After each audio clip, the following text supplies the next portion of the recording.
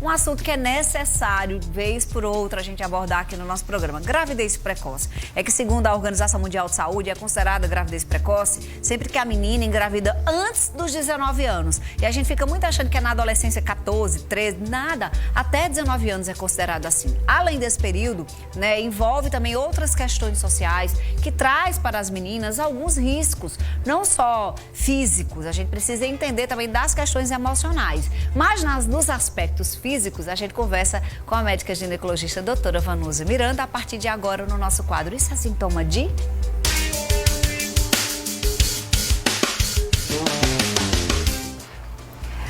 Vamos tomar um cafezinho que hoje está frio. Oi, doutora. Boa tarde. Boa tarde. Bom demais. Esse tema eu acho que foi bem pertinente para orientar pais, inclusive, não é? Não é só um assunto para a garotada, não. Para a garotada, pais, não, né? Gente, a incidência de gravidez na adolescência é muito alta no nosso país.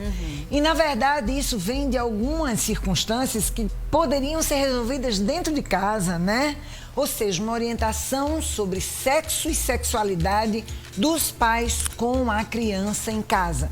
E eu digo criança porque essa fase de orientação deve começar desde pequeno mesmo. É uma coisa crescente que varia com a linguagem, de acordo com a idade da criança, mas que deve existir, Fernandinha, até porque os pais também precisam ensinar quanto à rejeição ao abuso sexual, que não só é o ato sexual indesejado, não, mas qualquer toque feito sem a sua permissão, qualquer ato libidinoso feito sem a sua permissão, isso também é abuso sexual, né? Muitas vezes esses próprios pais não tiveram isso com os seus pais. E aí tem vergonha de dizer, eu não vou estar falando não, porque eu vou estar incentivando. Enfim, então às vezes essa dificuldade de abordar temas relacionados à sexualidade, e entre a sexualidade também está o sexo, é isso, porque não tem esse ponto de ancoragem. Aí vem muitas vezes a internet para ajudar, vem a pediatra para ajudar, não é, doutora? Você não pode conversar isso com a pediatra? Com certeza, você pode conversar com o pediatra, você pode conversar com o ginecologista. Eu acho que é um pool de profissionais de saúde que devem estar atentos a esse tipo de paciente, de criança, de adolescente nessa faixa etária e que precisam se prevenir quanto a essa gravidez em tempo muito precoce, prejudicando os estudos, a escola, prejudicando os pensamentos, a expectativa de futuro, né? E o relacionamento, inclusive, com a parentela dentro de casa. Que é outro complicador. Que é outro complicador.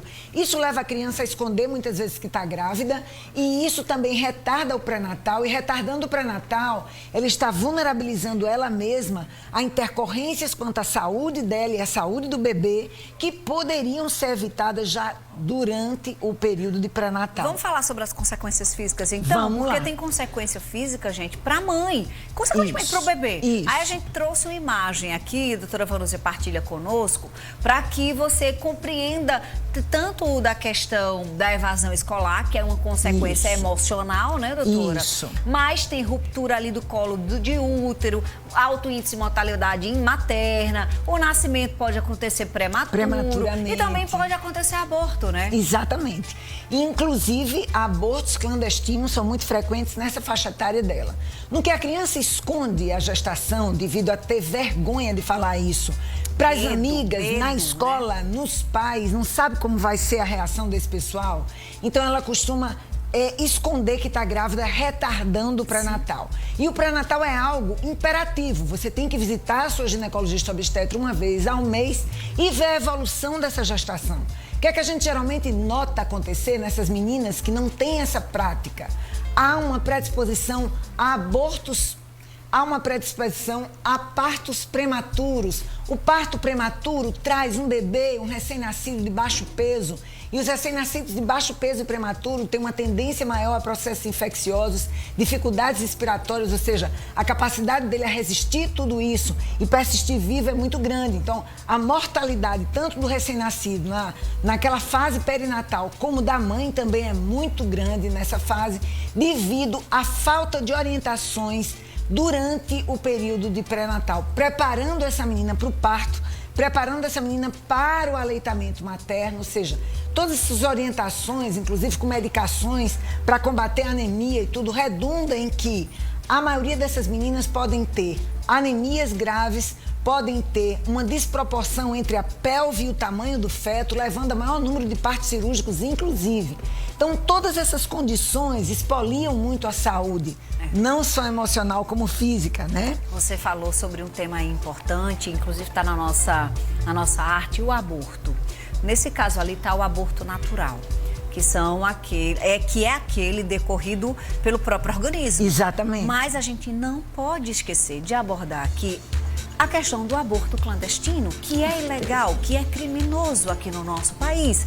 E aí, doutora, na fase da adolescência, até 19 anos, é um número muito alto. Daqueles números em que a gente descobre, depois que acontece, trazidos os dados pelo hospital. Avalie a quantidade de casos que não acontecem, que não são informados ao hospital, que as consequências são tratadas em casa daquele, né? Com certeza, porque a primeira pessoa que se recorre são as amigas, são as curiosas, que inventam de fazer procedimentos em colo uterino, inserindo objetos dentro da cavidade uterino.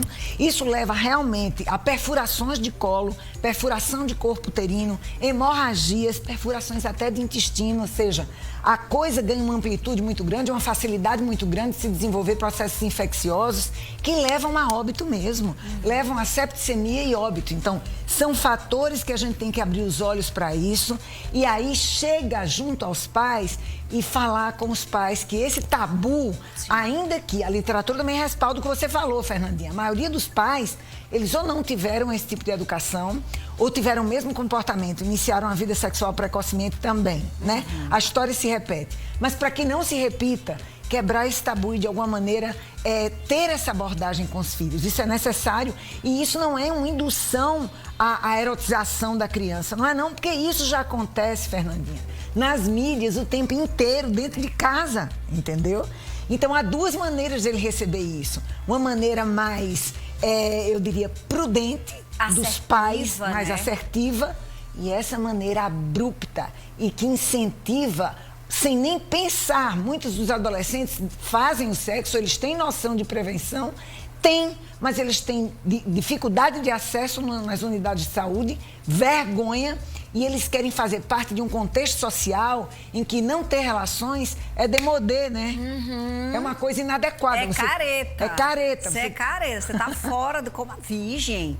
Pelo amor de Deus, isso, você tá ultrapassada, né? Isso. E a gente não tá aqui dizendo que quem faz essa escolha de iniciar a vida sexual é promíscuo. A gente não tá falando de isso. jeito A gente tá nenhum. falando que isso é uma decisão individual, mas que tem que ter conhecimento das consequências dessa iniciação. Certeza. A gente fala da gravidez como uma consequência e talvez a mais dramática de todas elas, porque é uma consequência que vai ser eterna, né? Com certeza, muda Mas o as rumo da doenças vida. sexualmente transmissíveis também são presentes, né, doutora? Demais, e principalmente em jovens. Olha, as mais frequentes em jovens, por incrível que pareça, sífilis, e sífilis pode atrapalhar, inclusive, o próprio concepto, pode matar a criança, o recém-nato, herpes, a hepatite B e C, HPV, HIV, ou seja, são as piores consequências que se pode ter, né? Então, você lembrou muito bem de que não é só o fato de você ter uma gravidez indesejada,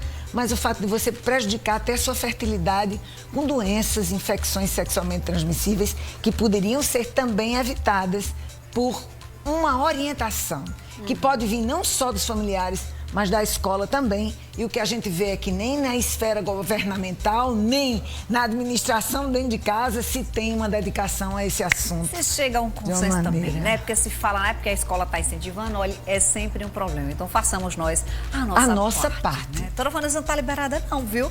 Ela vai continuar aqui com a gente, vai responder a sua pergunta. Fernandinha, eu queria fazer uma pergunta, mas tem a ver com gravidez na adolescência, que é o tema de vocês hoje. Manda, porque se ela está aqui, a gente aproveita, entendeu?